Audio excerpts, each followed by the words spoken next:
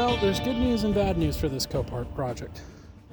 The good news is, holy crap, there's a really healthy motorcycle underneath all that dirt. Just dirty, and I mean, I just ran a little bit of water, careful to avoid the fuel tank, of course, and a little bit of my bike cleaner stuff, and I mean, I haven't even put a shine on it yet, and look at that. Just, it's great.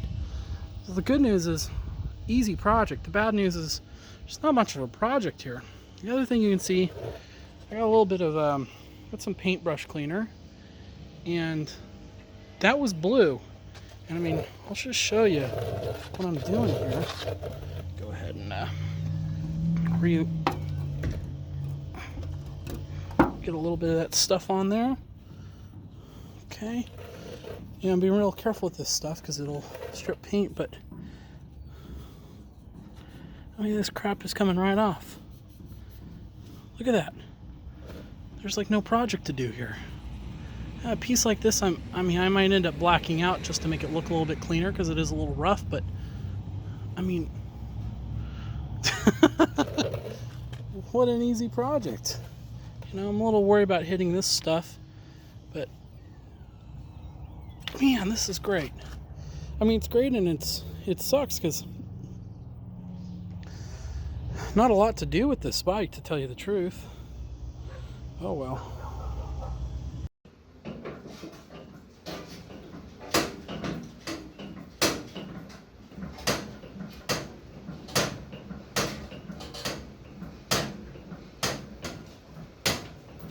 Hi. Hi. Are you gonna put her on the pedestal? Uh-huh. I see how this is. Uh-huh. You like her better than me. Not at all.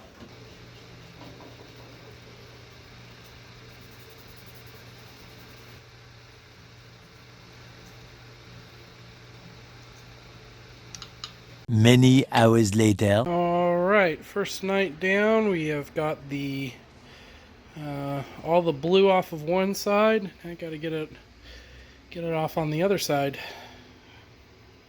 Under the shop lights here, you get an idea of how bad the spray was.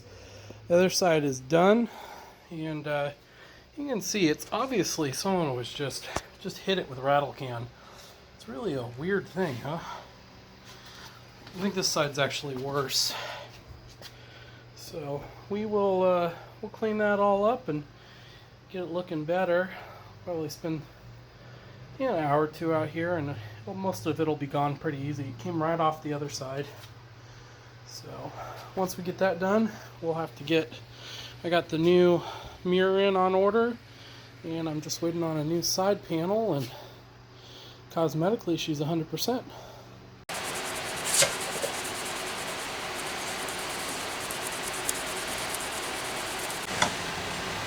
A lot better.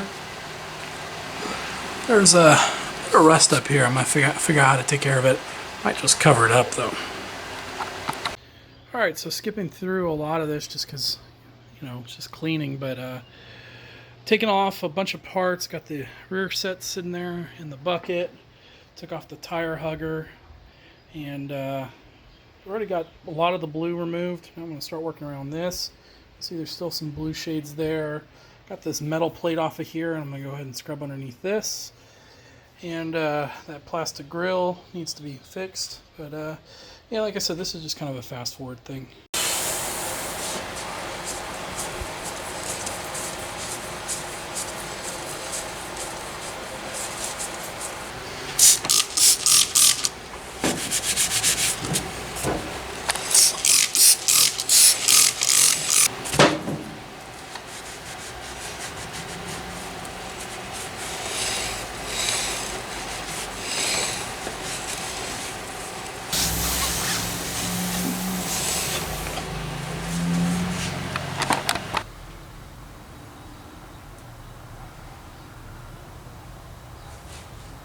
Hey, here's a weird one. The heck is that? I checked it out. I think somebody snapped off a like a Torx head in there. Let's take a look. I'm gonna go ahead and try to pull that thing out and because I looked the other side, they don't look like that, and that looks like someone snapped something off in there. All right, this is what we're gonna try. I think this screw might be done for, and I have to order another one up here. So actually, I think I need some on the other side. So we're gonna need some of these coming anyway. So we might just remove the screw. I'm gonna see if this part will pop out. This is a screw extractor. The worst case scenario is I'm sure this will just come out. So this thing's hard as a rock. It's a tool. I've tried a few bits now, and as you can see, it's just gonna drill in there. Obviously, it's a bad demonstration, but so plan B is gonna be Nipex. Thank you, Reddit, for the suggestion. This is like my new favorite tool.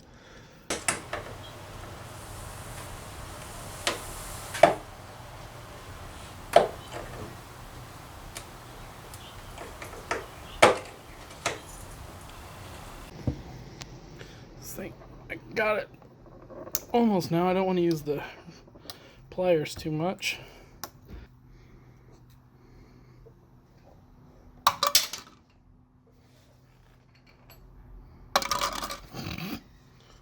Alright, here's close up of the damaged fairing. You see it's all weirdly attached.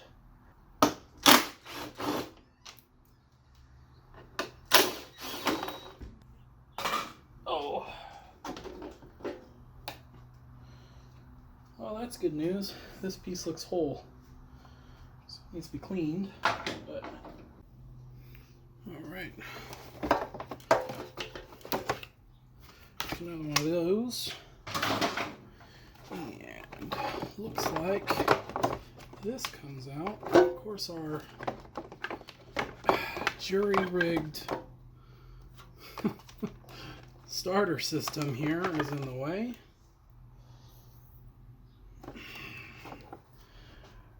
I'm really tempted to cut this because we know it's all bullshit.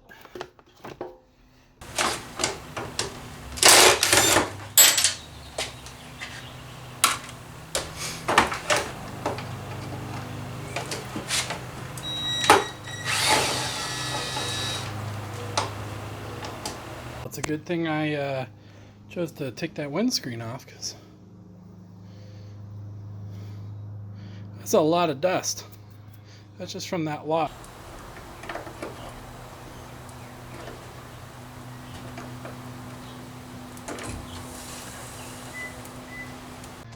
All right, now that we've got the fairing off, we can get a closer look at what we're dealing with. And I was really worried that this wire that kind of just popped out was attached to the back of the instrument cluster, but in fact it was not. It appears that it is just loosey-goosey in there. So it's live. Oh, great viewing for you all, but it's literally just, here we go. Again, I'm doing this live. It's just wrapped up in there. So, all right, I'm gonna pause and I'll pull it all out. All right, so here's what we're dealing with. We've got a switch that goes into the wiring cluster, and this is our steering lock. Excuse me, this is our ignition switch. So up here, this has been all punched out, and apparently somebody cut these wires. So all of the wires coming out of our ignition here have just been right cut. I got to figure out what's going on with this. But curious, because okay, so that's a horn. But that's also a horn, and that looks aftermarket.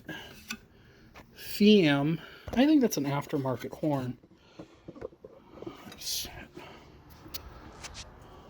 There we go. Kind of a weird looking horn. Of course, this still works, so we'll go ahead and turn this on. I'll figure out these wires here, and I think That's not even attached to anything. What the hell? All right, I got a good look at it. It's definitely a it's aftermarket. FEAM, looked it up. Like I figured. I mean, it's got that kind of swoopy, you know, horn look. And I just tooted it with the. I used the battery and hooked it up. There's like probes on the back here that aren't plugged in. Yeah, you can't really see. And it's loud as hell. I'm not gonna do it. I'm not gonna blow your guys' ears out. All right. So when I discovered the on-off switch, one of the things I've been having problems with is it's been kind of intermittent starting. Like you'll turn it on and it'll flicker, and then you'll kind of wiggle the handlebars and it'll hold, and you'll start it, and you know, it dies. I'm gonna guess that this lovely job here has something to do with it. This junky, wrapped up, twisted and forgotten tape. This is why I'm such an absolute militant Nazi about soldering the wires, because this is garbage. Of course, I mean, the whole thing is garbage, but yeah. The other thing is, I think we're gonna have to do a lot to get this thing out.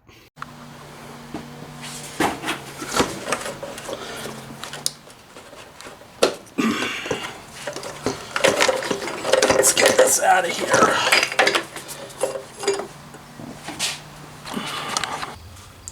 Alright, I think that's going to be a good place to cut this video off. And, you know, I know this video is going to be a little jumpy and probably not flow so well. And I apologize in advance for that. You know, there's a lot of different reasons for that. I started a new filming technique. Couple of different filming techniques. I switched cameras, and of course I'm here at the new location and all this. And my normal way of organizing my thoughts and going through the video beforehand and thinking about what I'm filming, all that kind of got really disrupted here. And so there were parts that I thought I had filmed that I hadn't filmed, and there was stuff that I did film that I didn't film well enough and I didn't like. And so, you know, this video is just not gonna flow good. I know also it's been a long time between updates, and that's really going to boil down to my new work schedule. I'm on a now on a 7 on 7 off work schedule, and that means that, you know, if I dig into a project and I don't get it right to it on the first day of my off cycle, you know, maybe I delay a day or two, and then, you know, maybe even just one day, and then I go in and I find out that I need a part, and, you know, then it takes 4 or 5 days for the part to get here, and then maybe the part comes on the last day and I'm already committed to something else. It means that I could have a 2-week gap between doing one thing and then the other, and it's just been really disruptive. And so trying to get used to that's been a huge thing in slowing me down. When I work, it's pretty hard to really commit to anything else because I got to spend time with my kids and stuff, and I only get a couple hours off where I'm not sleeping or at work, and I'd spend that time with my family. And so yeah, it's, you know, the new job is definitely making it harder to be consistent with the videos. Hopefully, getting forward, I should be able to do a little bit better job here. And I actually now have a lot of content built up, and then I'm going to start cutting that up and editing. That's another thing that's kind of gone on. And so now that I have enough built up, I can edit. So I should have a couple of videos over the next couple of weeks. So moving forward, the next video is going to be on trying to get that ignition stuff to work, all the electrical. Had a heck of an adventure here. I'm obviously filming this several weeks after what you're going to have about to see. Like any YouTuber, it helps my channel if you hit likes, drop a comment, subscribe. I don't make any money here, so I keep score by likes and comments and views and that, and so that would be cool if you could do that. If you want to follow more, I'm trying to update more in between. I've got an Instagram page that's going to be VGerMotoV, so VGERMOTOV. And as always, thanks for watching the video.